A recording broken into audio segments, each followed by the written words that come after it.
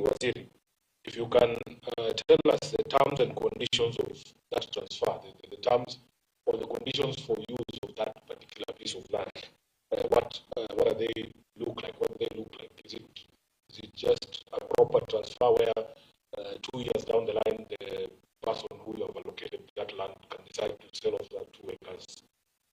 So that we know, because I've seen conditions in other grants or transfers where you retain the public purpose of or the nature of the land.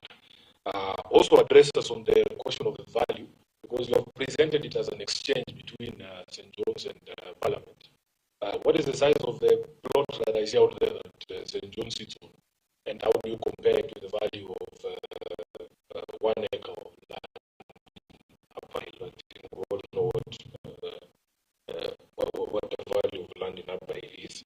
Finally, on the financial sector regulators, could you be clear on who mentioned to be the one holding the title for that piece of land that have been allocated to the financial sector regulators? Thank you, Chair. Thank you, Senator Abdul. Any intervention? Thank you, Chair. Cabinet Secretary, I think following your submission, and you did mention that the African Trade and Investment Development Insurance is a body that Kenya has shares in, as well as the African Development Bank. I presume also Kenya has shares. In all these entities that are going to have equities in the land that we are providing, does it mean that Kenya's shares in these institutions are also rising because we are providing the land? I don't know what the arrangement is. I just want to understand. Thank you, Senator Kabo. Thank you very much. I just wanted to know from Cabinet Secretary, now that there has been a lot of hue and cry around that area because the police station is now going to be located, or there is no police station, public participation was necessary so that at least we can be able to acquaint the members of the public on what is going on. Thank you, PCS. Thank you. First of all, let me just say the issue, which is a Pan-African body, is like MIGA of the World Bank. All right, it's a similar framework. MIGA is the agency that if you are investors and you're growing private sector and so forth, whether you are borrowing from IFC or even when World Bank is covering some of the water projects here, who are their insurance background? It's usually MIGA. So ATD is a similar entity, but belonging to the African Union. Right? And Kenya makes a lot of sense that if we are among the founding and the key shareholders, us providing the headquarters has got its advantages. Some will be job creation. Some will be the flow of resources that will come out of this. And I'll give another example. Kenya is a shareholder of Shelter Africa. Perhaps we are now the largest shareholder. Until recently, I think Nigeria has overtaken us. But the headquarters of Shelter Africa is here. Now, if you go into the portfolio of Shelter Africa, you'll find that the largest beneficiary of the resources of Shelter Africa has been Kenya and housing and development programs in Kenya compared to other countries. So when you have a TD here, based here, it is an advantage that will accrue to investments here and also to the people in the region. So I see that that is in order. Secondly, I believe the legal framework that Honorable Sifuna is raising also makes sense. By virtue of it being a public entity, there must be safeguards in ensuring that there cannot be a unilateral transfer of the asset. And since the government of Kenya is a shareholder. That is a very important thing to be built into the host country agreement that comes with institutions that are based here. So I believe that would be covered. Now I may then touch on the second one on the financial regulators.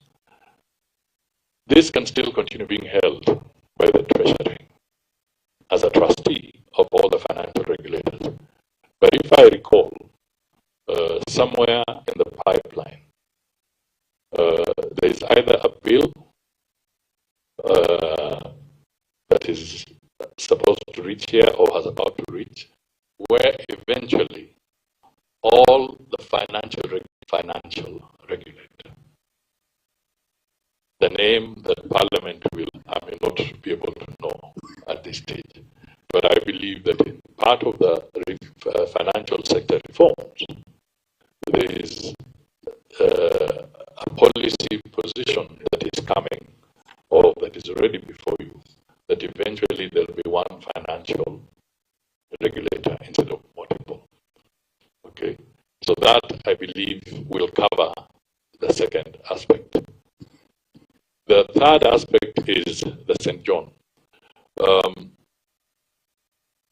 Basically, what has happened in the context of St. John is compulsory acquisition. So when you do compulsory acquisition, you would normally take the value of the asset, the market value of the asset, and then add a 15% markup for disturbance and for the disruption you have caused to the entity. All right? So, loosely, perhaps the value of land in Upper Hill today could be up to 500, 600 million Kenya shillings per acre. I'm thinking aloud. You have to also now look at it in the context. What would be the value of the element of the compensatory requirement legally to St. John's? And that may give some reasonable justification for the land that has been exchanged and given to the St. John. I don't know whether I've covered the issues. Chair, the only problem is that you are speaking in very abstract terms, Waziri, because this is a process that has already been concluded. My expectation would be you will be telling us what the actuals are. I expect that there was a valuation for St. John's before it was acquired by Parliament. You should have that figure and tell us what's the value of that property, and that was a consideration for us giving them an acre of land in Upper Hill. The second question about the terms of the transfer, that is something that should already have been done, in my view, because the process is almost at a conclusion stage. So you should be confirming to us whether, in fact, those terms of subsequent transfer are included or not. But you are speaking in very abstract terms, like you don't know what the actual situation was. Madam Chair, I don't think we are worried about that. As far as I'm concerned, this is a public transfer.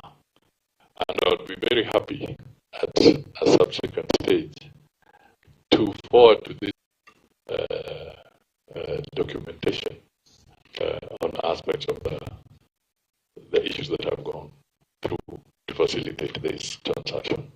So it is not a question of saying that we want to conceal anything. This is public. Okay.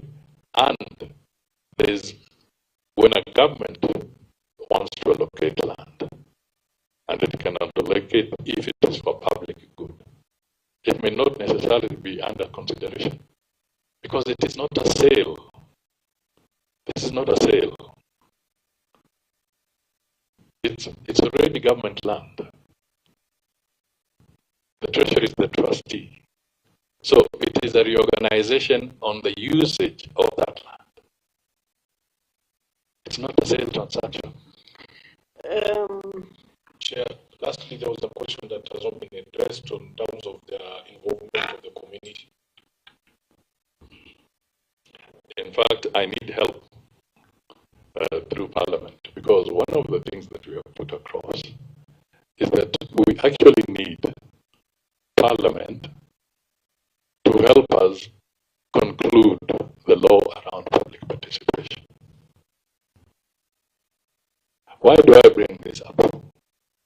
I bring this up because we have estimated through legislation alone, through the government legislative agenda, that if we were to pursue the government legislative agenda and go through all the stages that you ever imagine in just a one term of Parliament, it could cost Kenyans, the taxpayer, process of public participation based on the estimates and the costings that have come from various departments. So before Parliament is sitting a law that will vest the whole issue of public participation squarely with Parliament, so that we don't have these multiple centers all purporting to say they are doing public participation. Others should do consultations or stakeholder consultations, but Parliament should be vested with the ultimate public participation objective. This is our objective. Now, this is a reorganization of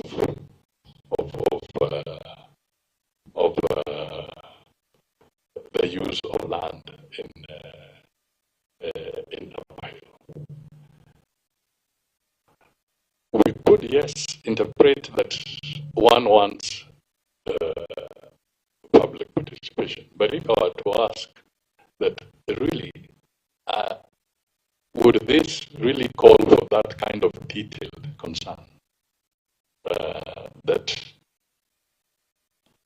a TD, a financial institution, is coming to join its sister team? The financial regulation services is being consolidated from the government. Instead of the taxpayer paying money through rentals with all these institutions scattered all over. So I fully understand where the legal argument is coming from, but I also want to say that on this one, to be honest, there's no loss. Are you done? I think PCS, there is a bit of clarity that is required.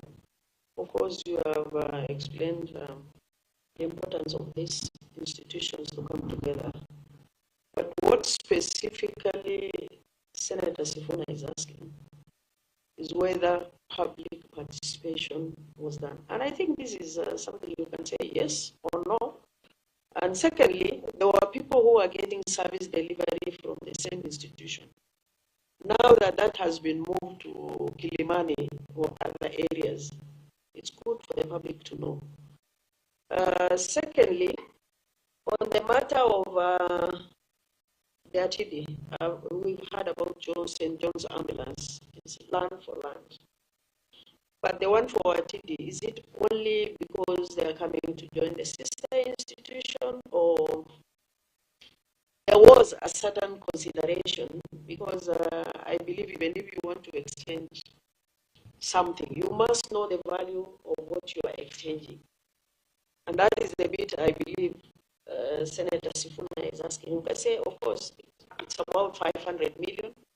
The other land is 1.something billion. And we thought, even by getting service delivery and employment for our people, this is the reason why we did ABCD. So,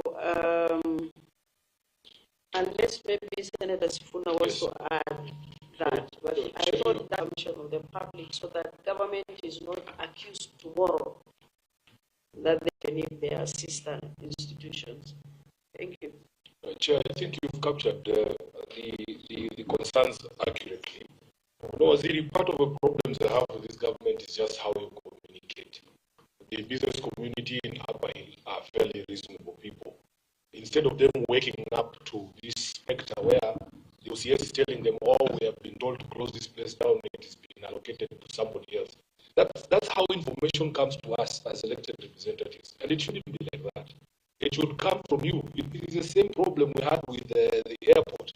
For all the benefits the country was going to get, for instance, if we developed our airport, I don't just understand why you can't lead with the information, that you wait for us to see something on social media that Upper Hill Police Station would at least know that there is official communication. We have struggled, Waziri, to just find any official communication other than the Gazette notices that were put to justify this particular transfer. And from where you see it in that explanation you've given, it actually makes sense.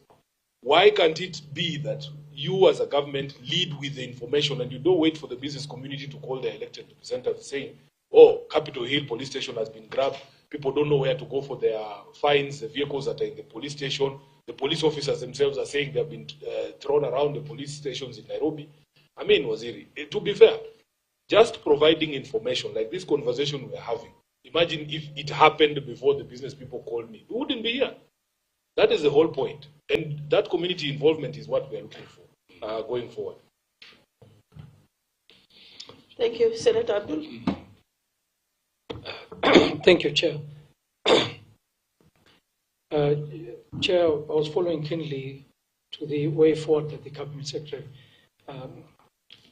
was providing in terms of public participation, which is a good thing. I think it's a way forward. If Parliament, as Parliament, maybe we can fast track that so that we're able to conduct all public participation to take place, and it will cure the issues that Senator Sifuna is raising. As Parliament will be aware of what the government is doing, and we're conducting the public participation for them. I just wanted to find out the concern that Senator Sifuna has brought to the committee is that there was a police station at Upper Hill. Now it has been degazetted, and there's going to be no police station in Upper Hill, and anybody who has issues has to be directed to Kilimani, or I think the IG has said Golf Course, Kenyatta Hospital, and all those places. Although Kenyatta Hospital is closed at Upper Hill. The only concern about and I'm sure even the investors who've invested in Upper Hill, most of them are financial institutions. And it will be prudent for police to have a station in the center of Upper Hill. Now, since 2 acres has been allocated to financial sector regulators, is it possible, because it's a government institute, for them to provide space for a police station in their building when they construct, as a way forward for the people of Upper Hill? Thank you, Chair. Thank you. Senator Sigei. Yes, Madam Chair. I came in here for a different statement response, but for purposes of record, let me request that I be allowed then to introduce myself as a friend to this committee.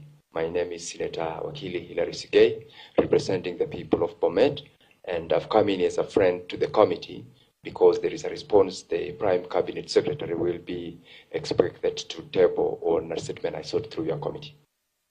Chair, just before we go to the CS, there's one more clarification he will give the committee. There was a recent pronouncement by the President about an amount of money that is going to St. John's. Is it the same transaction, Waziri, or it's a different one? Because I seem to recall the President saying St. John's will be paid 300 million for Parliament to acquire the current building. Just confirm whether we are paying the 300 plus the 1 acre, or it's a different transaction. You remember, I just said that there's an element. When there's public acquisition or compulsory acquisition, you would be dealing with an element of the value of the land or the asset, and then you have to look at what would be compensatory. And in law, 15% is built up, unless it has been changed. But to the best of my knowledge, I know that if you acquire somebody's land compulsory, you have to also top up by 15% of the asset. Now, looking at St. John's ambulance, the conversation there is because St. John's is not a profit-making entity. So there are some certain considerations that the president may have been trying to address. But also in reality, I think it would be, in my view, very considerate if Parliament can also look at the case of St. John's sympathetically, because they are not a profit-making agency. They are not an income-generating organization, and they have ceded their asset to Parliament. They could have easily gone to court and demanded an arm and a leg, but they have looked at it differently because Parliament is also very critical for the well-being of this country. So I think it would be good to put that into consideration. As to what could be the alternatives, I would say it's a good proposition that the government should consider in terms of proposition. But I wonder how a customer in a bank would feel if you're walking in and there are people with guns in the corridors, assuming sharing a bank and a police station. I don't know whether that would be a very prudent thing to do. But they're not visible the way that you'd imagine. You have to also try and conceptualize the image you project in terms of a financial institution, and maybe in the corridors, very dangerous criminals are being arrested and brought to the same premises. So I don't feel that a safe area for your financial resources. Your point, Honorable Senator, but I think it should not be within the same roof. I think it would be good to have it away from that. Otherwise you can scare away potential investors. In fact, even senators here would never want to be within that premises.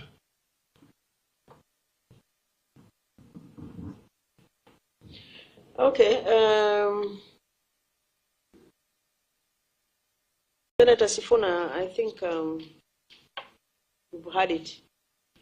Unless maybe there is anything that you want to add. You are done? You are satisfied? Yes, Chair. Okay, thank you. Finally, we have a statement for Senator Sigei. I hope PCS you can respond to it. Have you received the?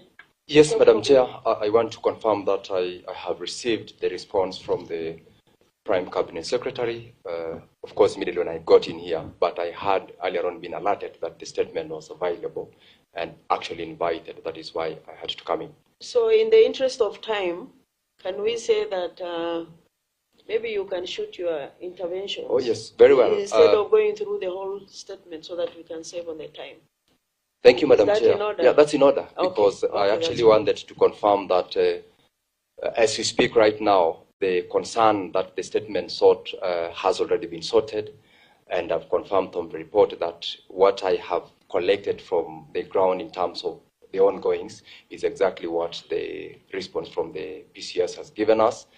To appreciate your office, because what prompted me to do this statement, Madam Chair, was some bit of a failed channel of communication with the family, and we were dealing with a situation where someone is out there.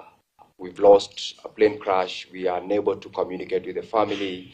There was a denial initially of access, and that channel of communication was completely blurred. And when this statement went, of course, there was intervention by the government, and I want to confirm that we have since received the body of Captain Ruta, and the burial arrangements of the remains is ongoing. We are doing it on Saturday back in Bomet, and that which has been done by the ministry has been confirmed by the statement response that has come from the PCS. And I would love to appreciate the Office of the Prime Cabinet Secretary and the ministry in general in the action they took, the interventions that they have taken, leading to the finality of bringing back the remains of Captain Ruto, for the family to have a final interment of his remains. And so this is something that has happened. And my presence here then is just to confirm to the committee, as well as to appreciate the Prime Cabinet Secretary and my neighbor, the Principal Secretary, who I know is aware of this, and invite her to participate with us on Saturday, so that you also can explain to the people of Bomet the interventions that you took, leading to the position that we are in today. So to the PCS and your team, thank you for the interventions that you have taken, and appreciate it. But of course, I know there is still the remains of the other Kenyan who we are still working on. Please expedite whatever interventions that you can do to make sure that we have both our Kenyans back home for their final interment. Thank you. Thank you. Yes. Yes, Madam Chair, just to convey our condolences for the loss of the people who crashed in South Sudan. And we'll continue working to see that the DNA process for the others is concluded, because it was a tragic incident where the bodies were charred, burnt up beyond recognition. And the only way to get the correct body is through DNA samples. So that process is still ongoing. And also to appreciate the sentiments from the Honorable Senator on behalf of the entire team. Thank you. Members, any issues that are pending, maybe before we conclude? PCS, I think we can have a final comment. Or if you have anything to say, I think members are satisfied with your response. Thank you. I think we are okay, and we've noted the issue around communication. And I can also, on my part, plead that Parliament helps us with this public participation legislation, so that there's more clarity on how we can navigate these areas. So that's all I can say. Thank you. Senator Abdul, maybe PCS, there is this issue of Russia. Still, many members are concerned in the House whether we have resolved the issues with finality, or maybe since you are in touch with the ground, you can tell us if things have been sorted out, because I think there is one more statement from Cherargei on the same, if I'm not wrong. There's also one from me, Chair. On the same? Yes. Yeah. So it's good to conclude on that matter, that the government is on top of things and no more deployment or placement is happening in that regard. For the public consumption is very important. Madam Chair, I've not seen the content. I think maybe once we receive the specific communication from the senators, we can pursue that specific aspect. But broadly speaking, we are satisfied that there's no more recruitment or enlisting into that space going on. Over and above that, we are bringing to this House in a few days' time the treaties around mercenaries and so forth for ratification. We are signatories as Kenya from long ago, but we have never quite ratified those.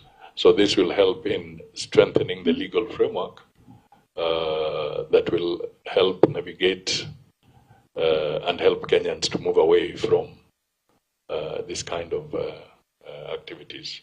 And so far, our record shows now close to 50 Kenyans have been assisted to get back home from that war zone. But let me reserve the more specifics based on the questions that have not yet reached us.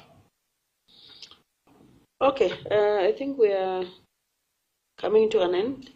As a committee, we are really grateful and we appreciate whenever we have issues with you or your ministry, you are always prompt in response and also in appearance. And also, whenever you're out of the country, you normally say, I'm out of the country, I'll come on these dates, I'll appear before the committee. Not every department of government ministries respond in that manner. So as a committee, we appreciate, and I hope the rest of the ministries will follow suit on that particular practice. We thank you. Asante sana, we are closing our meeting.